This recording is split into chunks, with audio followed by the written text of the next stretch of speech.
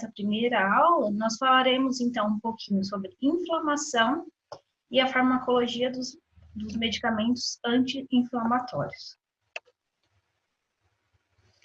Então, os anti-inflamatórios, eles são medicamentos com ampla e diversificada utilização clínica, certo?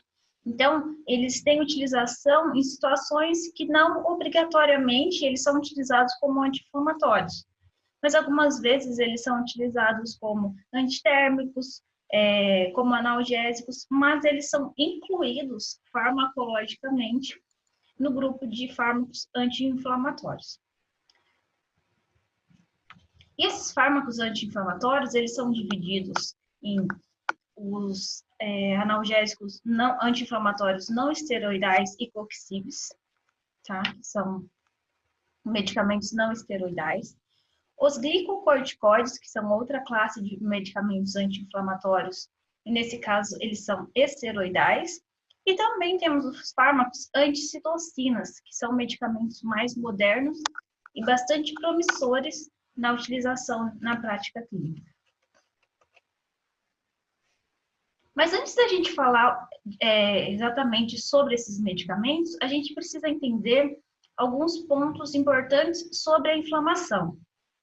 Então, primeiramente, o que seria inflamação?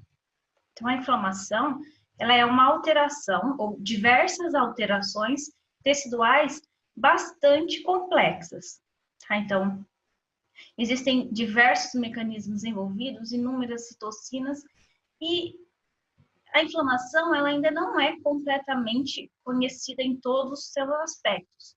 Então, a gente sabe que de algumas alterações já conhecidas e existem outros aspectos que ainda não são nem bem compreendidos. E essas alterações, elas acontecem em resposta à lesão tecidual, e essa lesão ela pode ser causada por bactérias, fungos, outros tipos de invasores microbianos, por traumas, quando tem uma luxação, uma lesão, um rompimento de tendão. Ela também pode ser causada por agentes químicos ou outros. Então, essa lesão ela pode acontecer devido a uma queimadura. Essa lesão ela pode acontecer devido à exposição a uma substância tóxica. Então, todos esses processos causam, então, uma resposta, uma lesão, e essa lesão vai levar uma resposta que vai tentar reparar essa situação que foge da normalidade tecidual. Há também liberação de mediadores pelo tecido lesado. Então, diversas citocinas, diversas substâncias vão ser liberadas quando há esse tipo de lesão, também com a intenção de reparar o tecido e voltar a fazer com que ele volte a ser funcional e ele volte à sua homeostase, o seu equilíbrio, a sua normalidade. E acontecem também algumas alterações secundárias nos tecidos ao redor não lesionados. Então, durante essa liberação de mediadores, algumas substâncias, alguns processos, eles ocorrem exatamente para proteger o tecido ao redor, aquele que não foi lesado, para evitar que esse processo inflamatório ele se espalhe e perca o controle, tá? Então, mas nem sempre esse controle ele é muito adequado e nem sempre esse tecido ao redor consegue ser preservado. Em algumas situações, se essas alterações são sutis, são discretas ou são controladas, tudo bem. Com a recuperação tecidual, esse tecido ao redor também se recupera.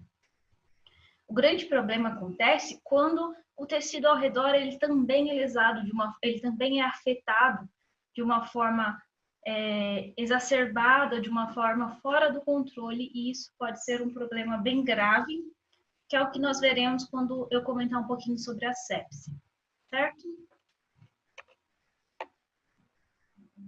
Então, aqui nós conseguimos ver alguns passos que acontecem com o desenvolvimento da inflamação. Então, a princípio, existe uma injúria, tá? Então, essa injúria ela pode ser um infarto, uma infecção bacteriana, toxinas, trauma. Essas injúrias vão fazer com que hajam algumas alterações, como eu comentei com vocês. Então, haverão mudanças vasculares, recrutamento de neutrófilo, injúria tecidual limitada. Então, ok, quando essa injúria está limitada, o processo está sob controle. E isso é o que nós chamamos de uma inflamação aguda, que é aquela inflamação que acontece enquanto esse processo de injúria está presente, se estende um pouquinho mais, mas ok, ela é contida e ela entra no processo de resolução. E esse processo, ele se dá quando tem a eliminação dos estímulos injuriantes, quando os mediadores e células inflamatórias, eles também são eliminados, então eles já fizeram o seu papel e depois eles são destruídos, são retirados. Quando as células injuriadas, elas são substituídas. E aqui nós temos, então, o tecido ou o órgão voltando à sua função normal, ok? O problema é quando essa inflamação aguda, ela progride para uma inflamação crônica.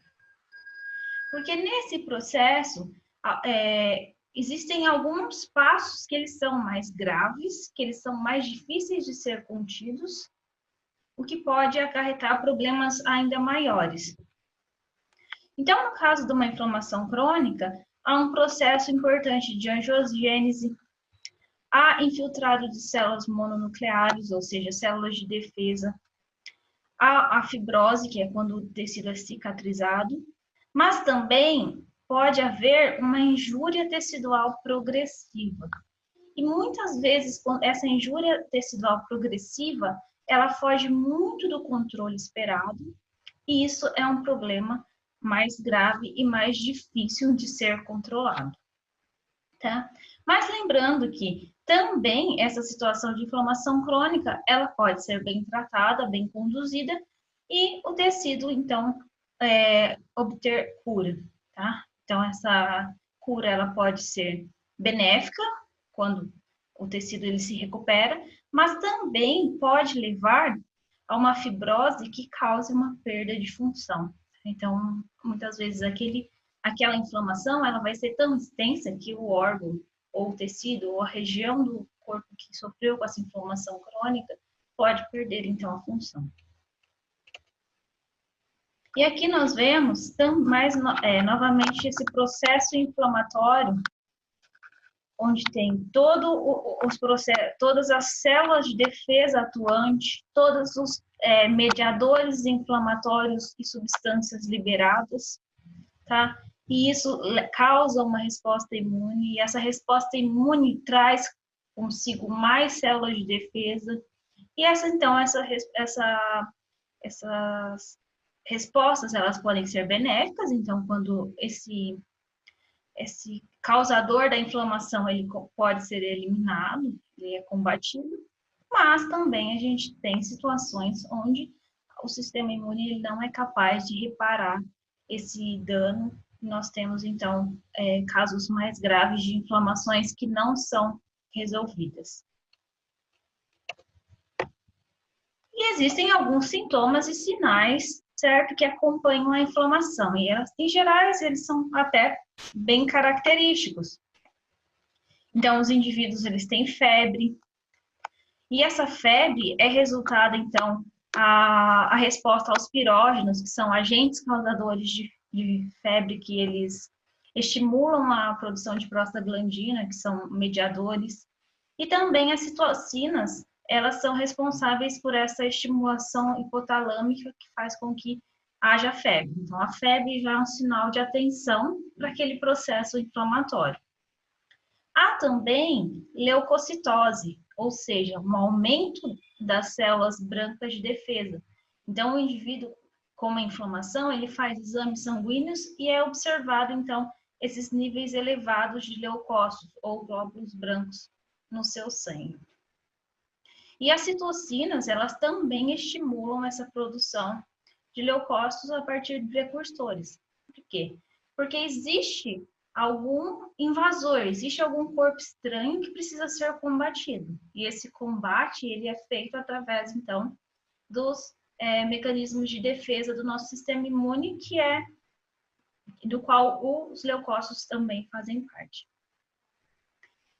Algumas proteínas também são observadas e podem ser detectadas por exame sanguíneo, como, por exemplo, a proteína C reativa, o fibrinogênio e a proteína amiloide sérica A. Então, esses também são os indicadores de que há uma inflamação naquele organismo.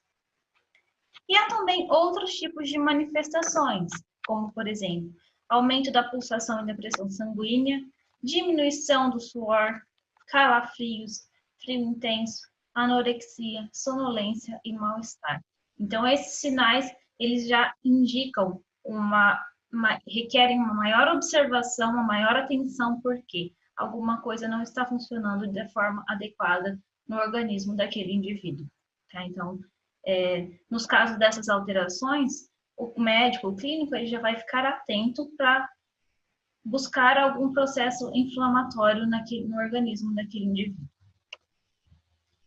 E quando a gente fala de inflamação, existem alguns sinais que eles são bem conhecidos e bem comentados, que é o que a gente chama de sinais cardinais da inflamação.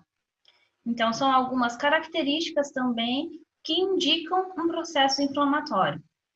Então, há uma importante vasodilatação, fazendo com que haja um aumento do fluxo sanguíneo no local da lesão. Há um aumento de permeabilidade dos capilares, fazendo com que saia o líquido para os espaços intersticiais. Aumento do fibrinogênio, fazendo com que haja coagulação dos líquidos nesses espaços intersticiais. Migração de células de defesa para o tecido e dilatação das células teciduais. Então, todos esses processos, eles acontecem exatamente visando com que a inflamação seja combatida, controlada e resolvida. Então, são todos os mecanismos de adaptação do nosso organismo que visam essa resolução de uma inflamação.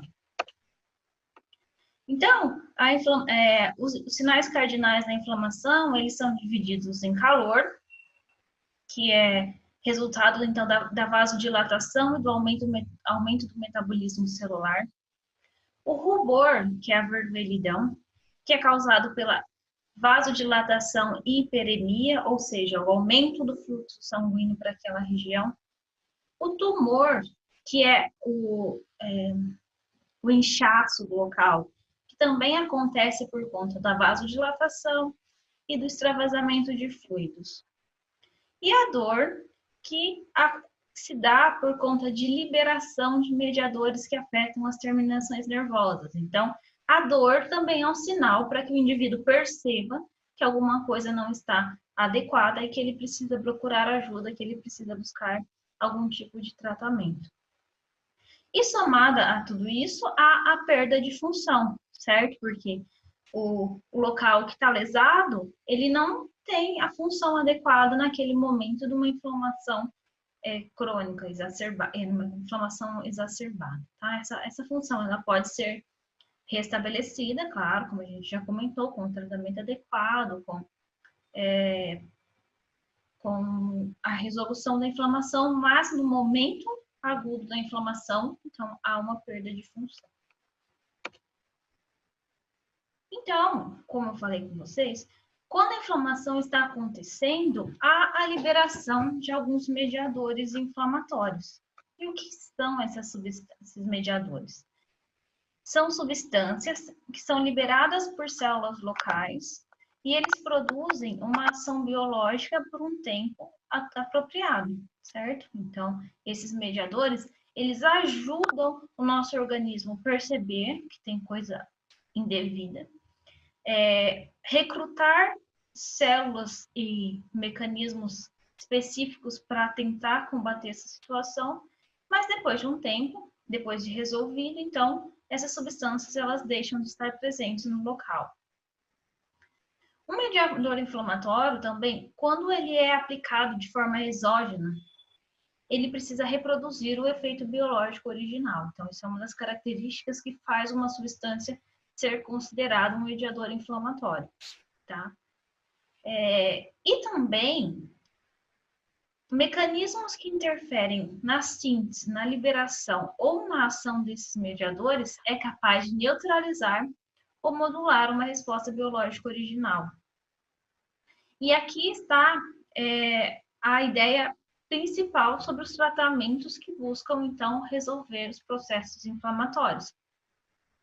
Os medicamentos, eles interferem na síntese, na liberação ou na ação dos mediadores para, então, tentar conter aquele processo inflamatório.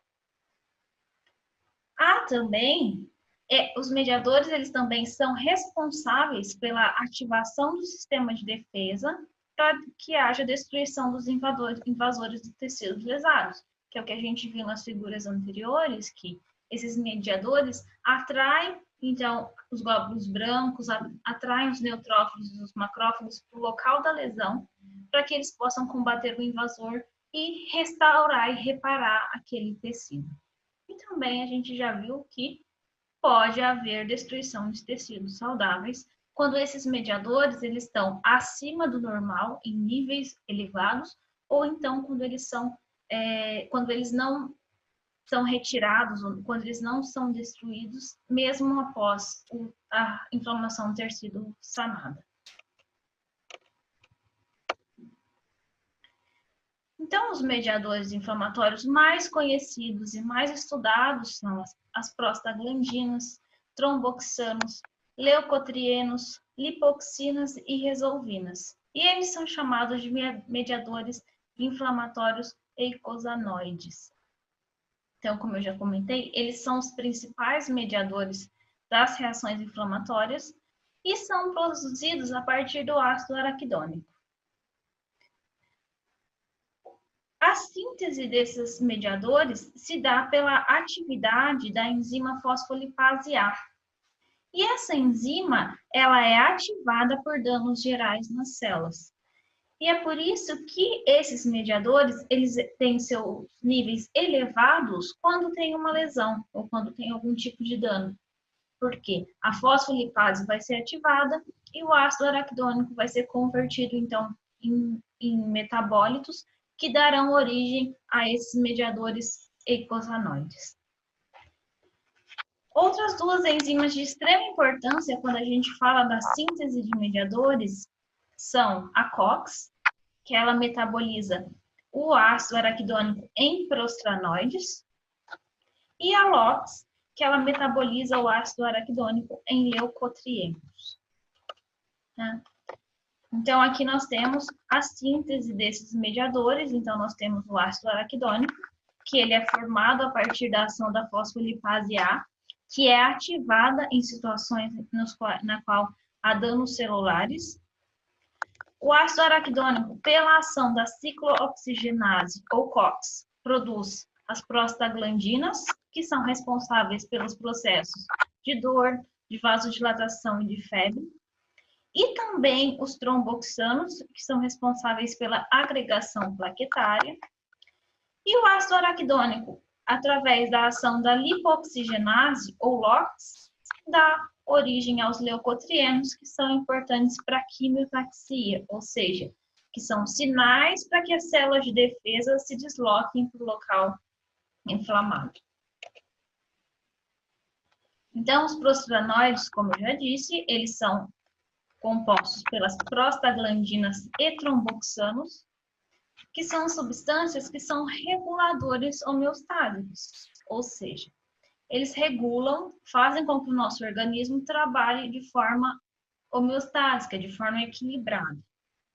Dentre os diversos papéis que essas substâncias estão envolvidas, eles controlam respostas vasculares e também regulação da secreção gástrica.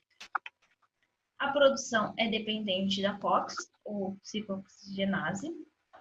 E nós temos alguns mediadores que são mais conhecidos, como, por exemplo, o PGE2, PGE-I2, que é a prostacyclina, que estão relacionados com respostas inflamatórias agudas. Nós temos também o PGD2 e o TXA2, que é o tromboxano, que eles estão relacionados com uma inflamação crônica. Então, aqui nós temos novamente o processo de síntese dos mediadores, tá? Então, nós temos os fosfolipídios de membrana, sobre a ação da fosfolipase dá origem ao ácido araquidônico, que pela ação da enzima COX vai originar prostaciclinas, tromboxanos e prostaglandinas, que são todos relacionados com os processos inflamatórios. Sendo que os principais desses mediadores são o PGE2, PGI2 e PGD2, que são mediadores que são potentes vasodilatadores e, além disso, eles potencializam a ação de outros vasodilatadores inflamatórios, fazendo com que haja o aumento do fluxo sanguíneo na área inflamada. E esse aumento de fluxo sanguíneo é importante para que cheguem células de defesa no local, e isso resulta, então, na vermelhidão. Esses mediadores, sozinhos, eles não são capazes de produzir dor, mas eles tornam as fibras sensitivas mais sensíveis a insultos dolorosos. Então, é como se eles ativassem essas fibras para que elas fiquem mais sensíveis e qualquer estímulo seja capaz de produzir dor. Porque, como eu comentei com vocês, o processo de sentir dor também é um importante aviso para o organismo de que há processos inflamatórios, há processos danosos naquela região. E eles também são pirogênicos, principalmente o PGE2, e há concentrações elevadas desse mediador no líquor durante a infecção. Por quê? Porque ele vai alterar o hipotálamo. Então, o hipotálamo vai... o controle de temperatura pelo hipotálamo vai ser alterado e vai resultar, então, no processo de febre. Eles também têm importante ação anti-inflamatória na fase de resolução, também, principalmente o PGE2. E eles agem sobre os neutrófilos, fazendo com que haja redução da liberação de enzimas lisossomais e também de metabólitos tóxicos de oxigênio, e sobre os mastócitos para que haja redução da liberação de histamina. Então, esse processo de resolução também é de grande importância, porque ele precisa ser extremamente bem coordenado. Porque senão nós teremos, se esse processo inflamatório acabar antes do que é devido, nós teremos uma inflamação não resolvida. Se ele acabar depois do que o processo tenha sido resolvido, nós podemos ter uma inflamação crônica que lese os tecidos que não sofreram danos. Então, o processo de resolução, ele é de extrema importância para que o processo inflamatório ocorra de forma adequada e satisfatória. Nós temos também os leucotrienos, que eles estão localizados principalmente nos pulmões, plaquetas, mastócitos e glóbulos brancos, e são catalisados pela lipoxigenase, ou LOX. Sendo que um dos principais leucotrienos é o LTB4, que é um agente quimiotático para neutrófilos e macrófagos. Então, ele é um sinal para que essas células venham até o local necessário para reparo do tecido lesado, para combater a infecção, o agente infeccioso naquele local. Então, aqui nós temos também o esqueminha mostrando a fosfolipase agindo sobre os fosfolipídios de membrana, formando o ácido araquidônico, que, sob a ação da lipoxigenase, produz, então, os leucotrienos.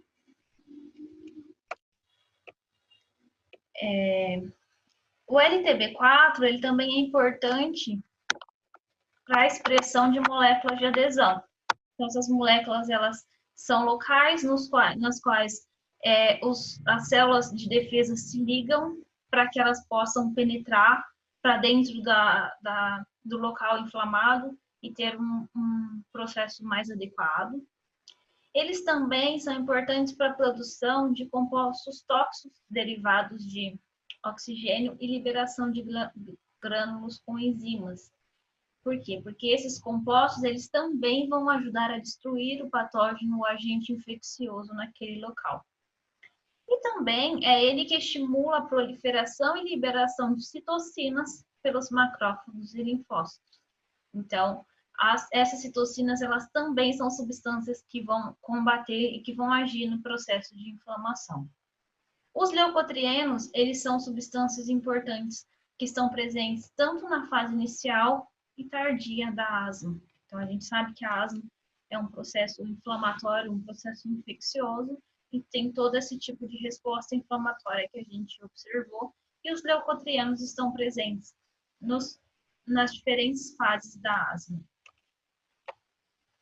As lipoxinas, elas são mediadores que são formados durante o processo inflamatório. E ela é importante porque ela combate a ação de estímulos pró-inflamatórios. Então, ela também é uma substância que é um sinal de parada. Então, quando as lipoxinas são produzidas, quer dizer que o processo inflamatório ele já pode ser diminuído e terminado, porque aquele processo já foi resolvido, já foi bem controlado. E o ácido acetil salicílico, ou AS, como todo mundo conhece, ele é uma substância que estimula a síntese de lipoxina, o que sugere que seja esse mecanismo que o AS tenha um efeito anti-inflamatório. Então, aqui a gente consegue ver que as lipoxinas seguem o mesmo processo de formação dos leucotrienos, só que aqui tem uma segunda enzima agindo para formar, então, as lipoxinas, que vão inibir a adesão e quimiotaxia dos neutrófilos, vão ser um sinal de parada, de resolução do processo inflamatório. E, por fim, um dos últimos mediadores inflamatórios são as resolvinas. São bastante semelhantes às funções das lipoxinas. E é interessante a gente ressaltar que óleos de peixe são potentes precursores de resolvinas e por isso que eles apresentam efeito anti-inflamatório. Nos últimos tempos, a gente pode ver que diversas matérias, diversos estudos têm mostrado a participação importante da alimentação nos processos inflamatórios. E a gente nota que sempre eles trazem a questão do consumo de óleo de peixe, a dieta mediterrânea e a importância que essa dieta tem relacionado com esse perfil anti-inflamatório. Porque o que tem se observado é que o processo inflamatório ele está presente em diversas outras patologias de uma forma mais silenciosa. Tá? Então, possivelmente, os processos inflamatórios eles estão relacionados com algumas doenças que a gente nunca pensou, como, por exemplo, alguns transtornos psiquiátricos, o câncer, alguns tipos de distúrbios metabólicos. Então, parece que há importantes processos inflamatórios na gênese dessas doenças, e é por isso que a dieta tem sempre sido estudada como uma forma de combater esse tipo de inflamação, ressaltando sempre, então, o papel da dieta, e no caso, a dieta mediterrânea. E aqui a gente mostra para vocês que, de fato, esse raciocínio faz muito sentido, uma vez que essas dietas, então, elas são precursoras de resolvinas, e as resolvinas estão na base da resolução do processo inflamatório. Certo? Então, agora que a gente viu como é que a inflamação acontece, a gente precisa entender, a gente vai entender, então, como é que os fármacos anti-inflamatórios agem. Então, esses fármacos, como eu já falei para vocês, eles são divididos em algumas categorias, sendo que a primeira delas são os inibidores da COX. Então, a gente já viu que a COX é importante para a formação de mediadores. Então, uma vez que você inibe a COX, você vai apresentar um efeito anti-inflamatório de medicamentos. Então, estão envolvidas nessa classe de medicamentos os ANES e os COXIBs. Essa é a classe de medicamentos anti-inflamatórios mais utilizada ao redor do mundo todo. Então, são fármacos muito utilizados, muito conhecidos e que têm uma utilização ampla. Eles não são utilizados só como anti-inflamatórios, como eu já comentei com vocês. Fazem parte dessa classe de medicamentos aspirina, ibuprofeno, paracetamol. E eles são utilizados em algumas situações como alívio sintomático da febre, dor e edema causado por artrites, inflamações procedimentos cirúrgicos, dores menstruais, cefaleias e enxaquecas. E a ideia por trás desse medicamento é que em todas essas situações, em algum nível existe algum processo inflamatório relacionado.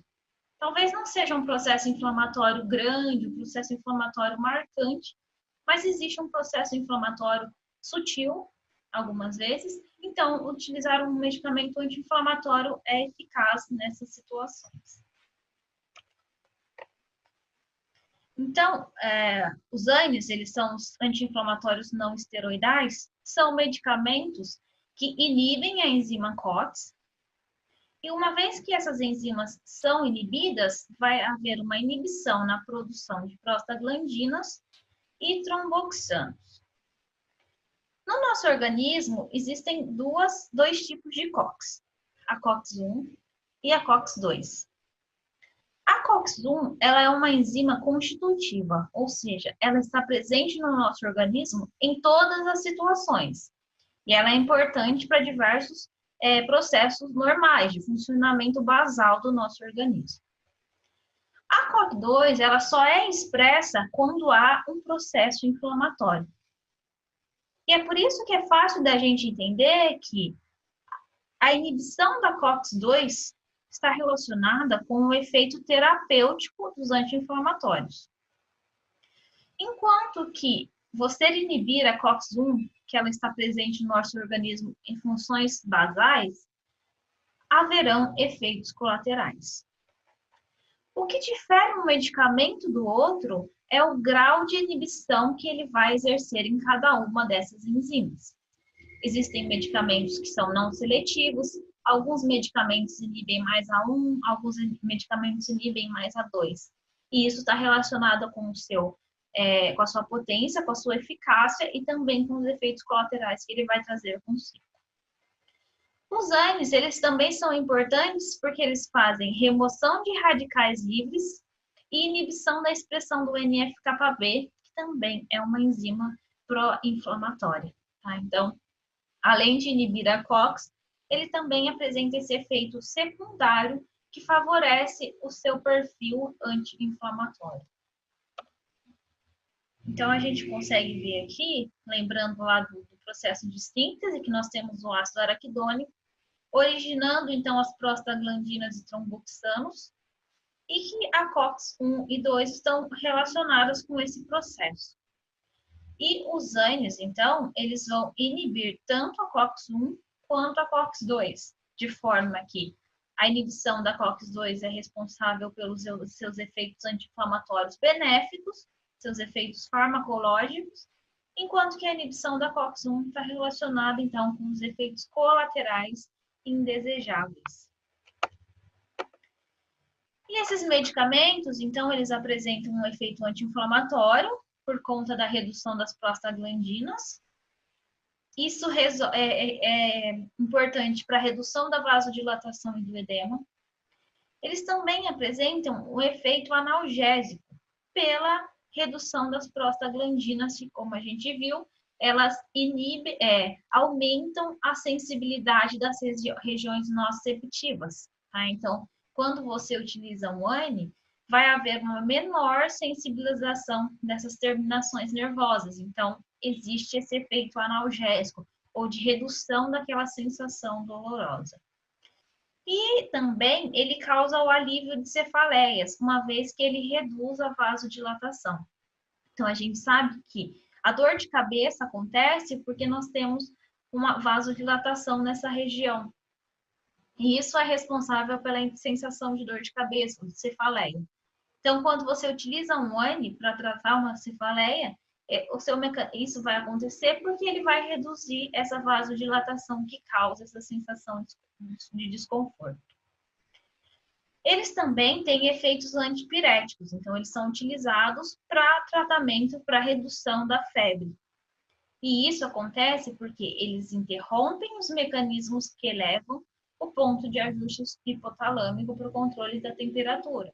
Então, na inflamação, nós temos a PGE2 que vai agir no hipotálamo e causar febre, E uma vez que nós interrompemos a produção da PGE2 através dos ANES, através da inibição da COX, nós teremos o efeito antipirético desses fármacos. Então, aqui, como eu falei para vocês, os efeitos farmacológicos dos ANES se devem ao bloqueio da COX-2 e não havendo a produção das prostaglandinas tromboxanos.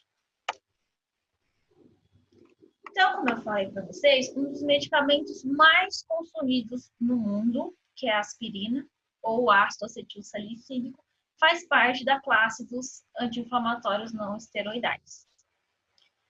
A aspirina, ela é pouco utilizada como medicamento anti-inflamatório, porque o seu efeito anti-inflamatório ele é reduzido, tá? Então, ele não é eficaz no caso de uma inflamação mais crônica ou mais disseminada. Porém, ele é muito utilizado como um fármaco cardiovascular, porque ele reduz a agregação plaquetária. E isso faz com que pacientes com risco de infarto utilizem esse medicamento diariamente, tá? Então, vocês já devem ter ouvido alguém falar que faz uso de AS para evitar que tenha infarto. Ou quando tem algum sintoma de precipitação de infarto, os pacientes fazem logo o uso da aspirina para evitar que o infarto aconteça. Mas a gente sabe também que a utilização da aspirina tem um efeito colateral muito importante e sério, que precisa ser sempre atentado sobre isso. Porque a aspirina pode causar sangramento gástrico e um potencial aumento de hemorragias, uma vez que ela reduz a agregação plaquetária, então, se não tem agregação plaquetária, o risco de hemorragia é aumentado. E uma vez que ela bloqueia a COX-1 também, então a proteção gástrica ela está comprometida, então pode haver úlceras e sangramento gástrico com a utilização desse medicamento. É claro que a utilização de medicamento ela sempre é baseada num equilíbrio, certo? Entre risco e benefício. Então, é claro que o paciente que tem risco de infarto, que tem trombos, que tem placas nos seus vasos sanguíneos e que ele pode vir a correr risco de sofrer infarto, ele vai fazer a utilização desse medicamento. Mas tem sempre que ficar atento para esses efeitos colaterais que também podem ser bastante sérios, né? Então, é realmente uma questão de colocar na balança risco e benefício para cada paciente em particular. Outro medicamento que é um ANE, e ele também é extremamente conhecido, é o paracetamol ou acetaminofeno. Ele é o analgésico e o antipirético mais comumente utilizado. Como ele inibe a produção de prostaglandina no sistema nervoso central, ele é extremamente útil como antipirético, certo? Porque para um antipirético ter efeito, ele tem que atravessar a barreira e agir no sistema nervoso central, que é onde fica o hipotálamo, que controla que faz o controle da temperatura corporal. O paracetamol, ele também tem pouco efeito anti-inflamatório. E a importância disso e talvez isso se deva ao fato de que o paracetamol ele não deve ser um medicamento de uso contínuo por longos períodos. Já vamos ver por quê. A vantagem do paracetamol é que os riscos de eventos adversos gástricos e plaquetários são bem reduzidos, muitas vezes até ausentes. Então, isso favorece a utilização desse medicamento. Por outro lado, como eu comentei com vocês, altas doses ou tratamento prolongado pode causar lesão hepática que é potencialmente fatal. Então, vocês também já devem ter ouvido que há um risco grande de uma hepatite medicamentosa em indivíduos que fazem uso crônico ou de altas doses de paracetamol. E isso desfavorece, então, o seu uso como anti-inflamatório, porque um anti-inflamatório, geralmente, ele precisa ser utilizado por um período um pouco mais longo de tempo. Então, o paracetamol pode ter esses efeitos adversos graves em relação à função hepática, e isso desfavorece a sua utilização. E esse efeito hepático importante acontece porque há uma saturação das enzimas de conjugação. Então, o paracetamol, ele vai ser necessário uma grande quantidade de enzimas hepáticas para conjugá-lo. Então, muitas vezes essas enzimas são saturadas, ou seja, elas não estão em nível suficiente para fazer a metabolização desse medicamento. E isso vai fazer com que seja produzido um metabólico tóxico para essas células hepáticas. Então, isso pode causar a morte das células hepáticas, levando o indivíduo a ter uma falência hepática ou uma hepatite ou algum nível de dano no seu fígado. E no caso de intoxicação por paracetamol, é necessário, de forma rápida, fazer administração de agentes que aumentem a glutationa, porque a glutationa é uma substância capaz de conjugar esses metabólitos do paracetamol, então reduzir esse processo de toxicidade. E algum desses agentes são a acetilcisteína ou a metionina. Então, o paracetamol ele é um fármaco útil, muito utilizado, muito comum, mas é sempre preciso ficar atento à questão de altas doses e de tratamentos mais prolongados. Outros tipos de anti-inflamatório não esteroidais são os coxibes. Os coxibes, eles são medicamentos que apresentam uma inibição mais seletiva para COX-2. Então, nesse caso, há menores efeitos adversos sobre o trato gastrointestinal. Então, alguns exemplos desses medicamentos são o celecoxib e o etoricoxib. Mas esses medicamentos, apesar de eles serem um pouco mais seletivos para COX-2, nem sempre eles são tão mais efetivos do que os ANIs. E é por isso que eles acabam tendo uma menor utilização quando comparado com os outros tipos de anti-inflamatórios não esteroidais, tá? Mas eles também são medicamentos bastante eficazes, bastante utilizados, e eles são mais comuns para alguns tipos de inflamação de tendões, de questões ósseas, que são alguns procedimentos que requerem um tratamento um pouco mais prolongado. Então, como ele tem menor nível de efeito adverso, eles são medicamentos mais recomendados quando é necessário um tratamento mais crônico, como é o caso de articulação, de tendão, de lesões ósseas. Mas, como eu comentei com vocês, esses medicamentos apresentam uma alta carga de efeitos colaterais. E esses efeitos colaterais, eles precisam é preciso estar atento a eles todo o tempo. Sendo que eles são mais comuns quando é feita uma utilização desses medicamentos por períodos prolongados ou na população idosa. Tá? Então, é necessário bastante atenção aos efeitos colaterais quando se faz uso desses medicamentos, em especial nessas duas condições, de pessoas idosas ou de períodos prolongados. Então, esses efeitos adversos, eles podem se dar no trato gastrointestinal, quando acontece a inibição da COX gástrica. Então, nesse caso, vai haver uma maior secreção gástrica e menor proteção da mucosa, podendo resultar em desconforto gástrico, constipação, náuseas e vômitos, hemorragias e até úlceras. E essa lesão acontece em administração tanto oral quanto sistêmica, tá? Porque não é a via de administração que causa a lesão, mas é o seu efeito sobre essa COX gástrica. Nesse caso, em muitos casos, é utilizado, então, o misoprostol, que é um análogo de prostaglandina, que ele faz com que haja redução dessa agressão gástrica. Então, quando os pacientes são mais suscetíveis ou é um tratamento mais prolongado, então já faz a utilização desse medicamento para evitar esses efeitos sobre o trato gastrointestinal.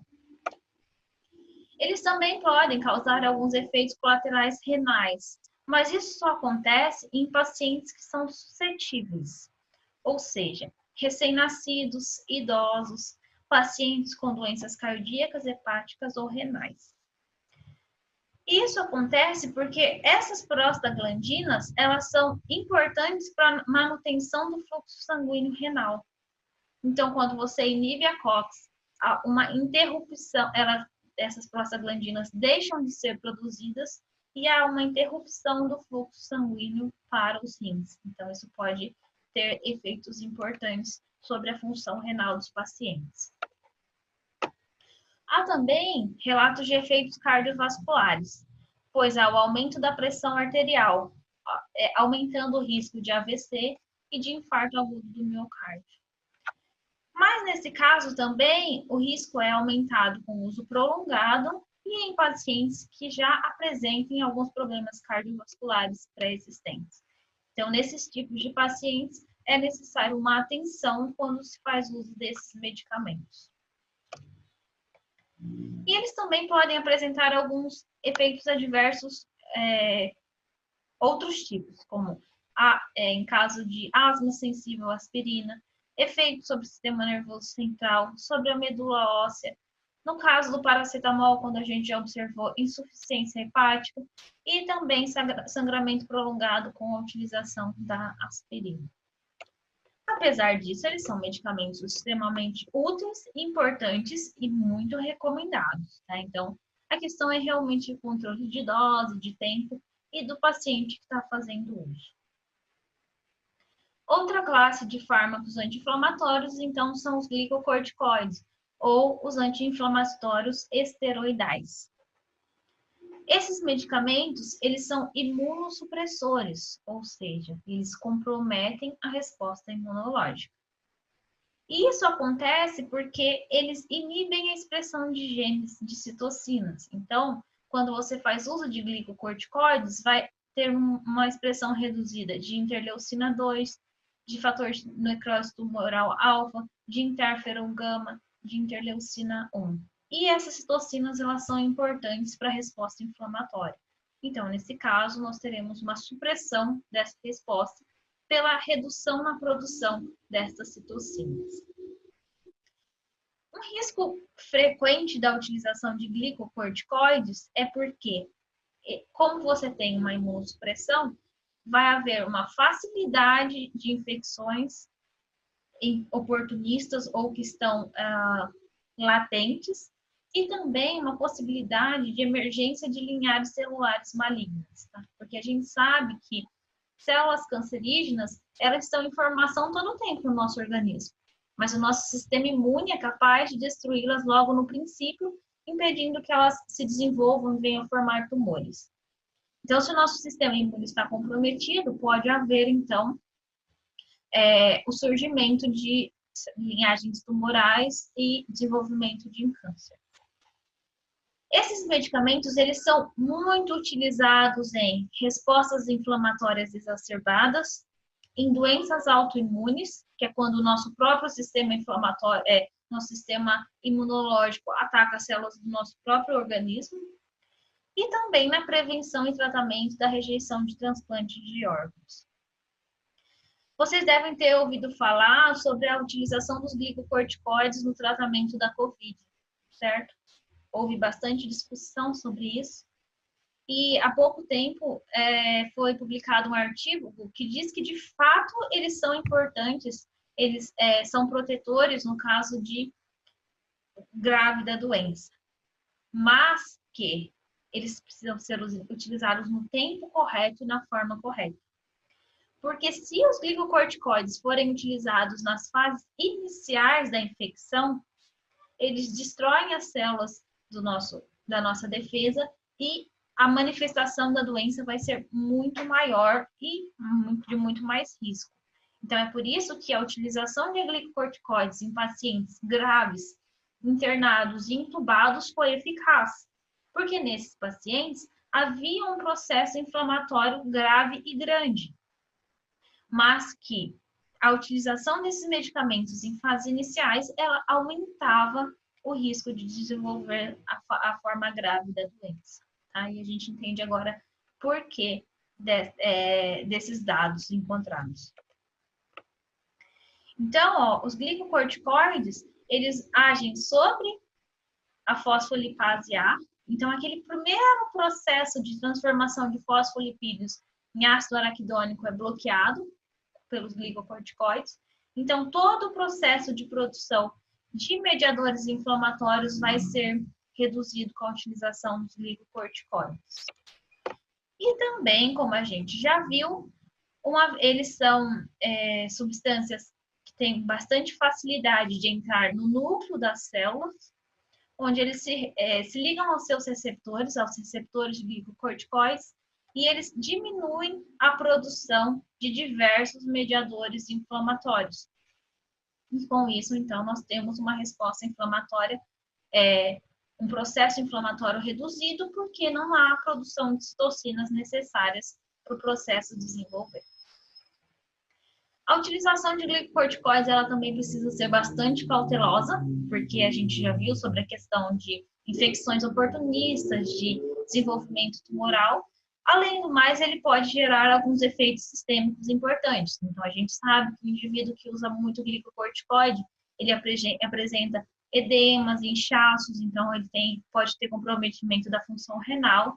Então, são medicamentos que precisam de bastante cautela e eles são utilizados num segundo momento, quando os anti-inflamatórios não esteroidais não resolvem mais aquele caso, tá? Ou em situações bem pontuais, mas eles são medicamentos que requerem um pouco mais de cuidado na prescrição.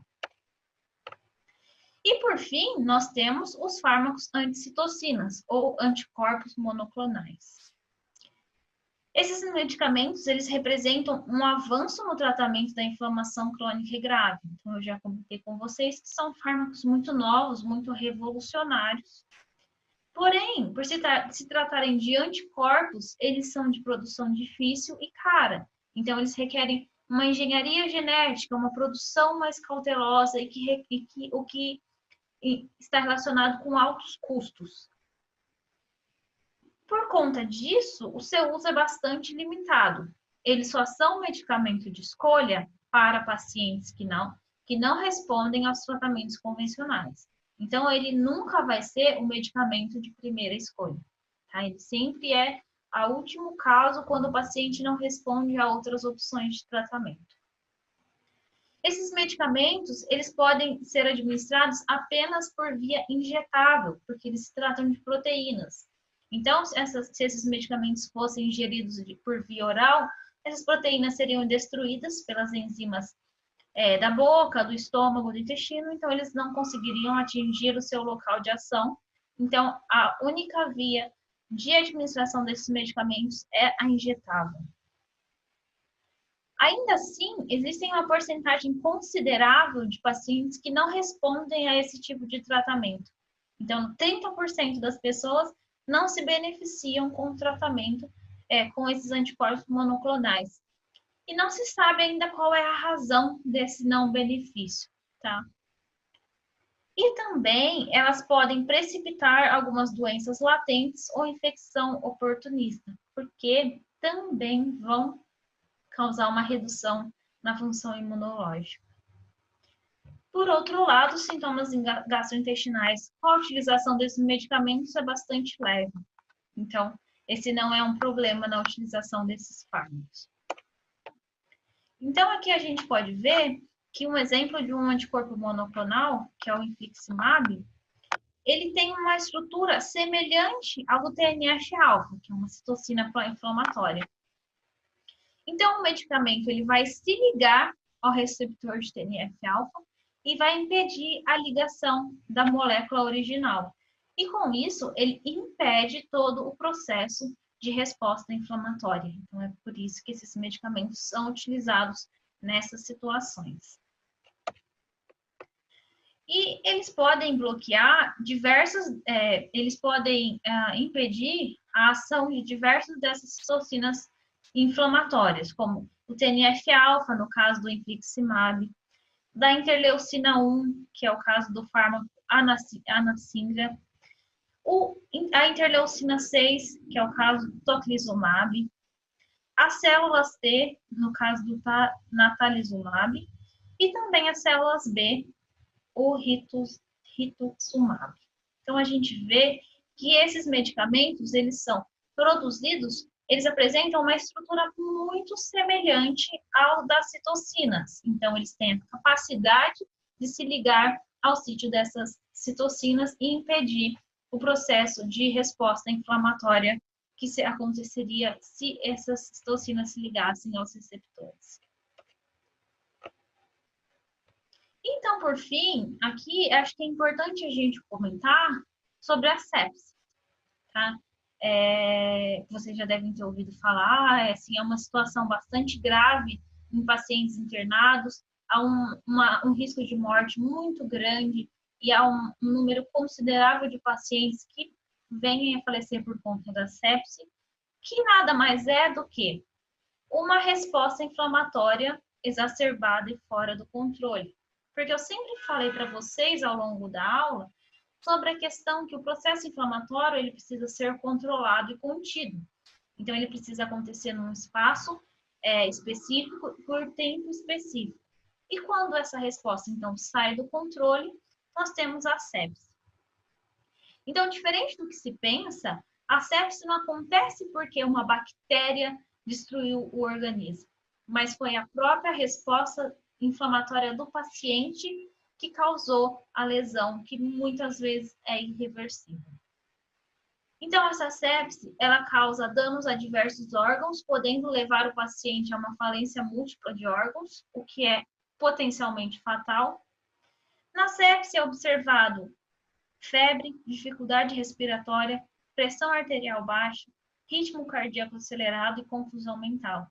E todos esses sintomas são, então, respostas são características dessa resposta inflamatória fora do controle, fora do normal. E é por isso que tem, num momento mais posterior, os danos aos tecidos e órgãos, porque uma inflamação que não é controlada, ela vai destruindo cada vez mais células e células, até que o sistema imune ou os medicamentos não sejam capazes de combater esse processo inflamatório. Então, aqui a gente vê que tem um foco infeccioso, que pode ser vírus, bactérias, enfim, fungos. Isso resulta numa inflamação desregulada disseminada, tá? Então, nesse processo de inflamação disseminada, há danos endoteliais, há acúmulo de células de defesa, como neutrófilos e macrófagos. Isso faz com que haja aumento de fatores pró-inflamatórios, ao aumento de coagulação sanguínea, espécies radicais ou espécies reativas de oxigênio, citocinas e mediadores. Isso causa uma oclusão da microvasculatura, ou seja, o fluxo sanguíneo fica interrompido, há uma instabilidade vascular, já que os vasos eles ficam aumenta a sua fenestração, então o fluxo sanguíneo não consegue permanecer dentro dos vasos. Isso leva, então, a coagulopatia, febre, vasodilatação, enfraquecimento capilar, o que resulta, então, em falência múltipla dos órgãos, que pode resultar em óbito. E como é que o tratamento é feito? Então, esse tratamento da sepse, ele precisa ser feito de uma forma de ataque rápida, com um coquetel de medicamentos, somado a alguns tratamentos de suporte, como, por exemplo, reposição de fluidos, suporte hemodinâmico, ou seja, hemodiálise. Há também necessidade de antibióticos de largo espectro, porque ele também precisa, o foco infeccioso precisa ser combatido. E também vasopressores, ionotrópicos e corticoterapia, porque quando a gente tem essa resposta imune tão exacerbada, nós precisamos contê-la de alguma forma. Então, é por isso que na sepse o uso de corticoides é tão comum e recomendado. Porque esse tratamento, ele visa impedir que haja a falência múltipla de órgãos e, consequentemente, o óbito. Mas eu já digo para vocês que o tratamento da sepse é complicado, é um desafio clínico e também de pesquisa, porque muitas pessoas tentam entender como conter esse processo, como tratar e como revertê-lo, mas ainda ele não é tão satisfatório como se gostaria, tá? Então, ainda a sepse é um desafio, ela está presente em uma escala altíssima em hospitais, em pacientes internados, e é um desafio para a medicina e para a farmacologia.